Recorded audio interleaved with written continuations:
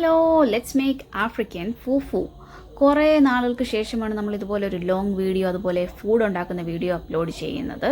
അപ്പോൾ നമുക്ക് ഫൂഫു ഉണ്ടാക്കാൻ ആവശ്യമായ ഇൻഗ്രീഡിയൻസ് വളരെ കുറച്ച് ഇൻഗ്രീഡിയൻസ് മാത്രമേ ഉള്ളൂ. അത് കപ്പ ചെറുതായിട്ട് അരിഞ്ഞത്, കുറച്ച് ഉപ്പ്, ഈ രണ്ട് സാധനങ്ങൾ മാത്രം മതി നമുക്ക് ഫൂഫു ഉണ്ടാക്കാൻ. പിന്നെ ഇച്ചിരി പാടുള്ള ഒരു കാര്യം എന്ന് പറഞ്ഞാൽ തവിയിട്ട് ഇങ്ങനെ ഇളക്കിക്കൊണ്ടിരുന്നില്ലെങ്കിൽ അടുക്കി പിടിച്ച് ആകെ നാശമായി പോകും കേട്ടോ.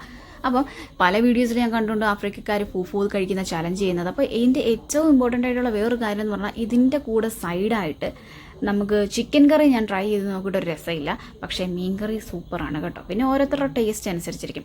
അപ്പോൾ നമുക്കിത് എങ്ങനെ ഉണ്ടാക്കാൻ നോക്കാം. കപ്പ ചെറുതായിട്ട് അരിഞ്ഞിട്ട് മിക്സിയുടെ ജാറിലിട്ട് നന്നായി അടിച്ചു കൊടുക്കുക.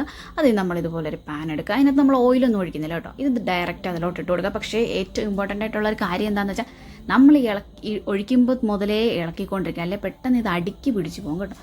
അപ്പോൾ പിന്നെ ഇളക്കിക്കൊണ്ടിരിക്കുന്നതിലാണ് കാര്യം. പിന്നെ വേണമെന്നുണ്ടെങ്കിൽ കുറച്ച് സോൾട്ട് ആഡ് ചെയ്ത് കൊടുക്കുക.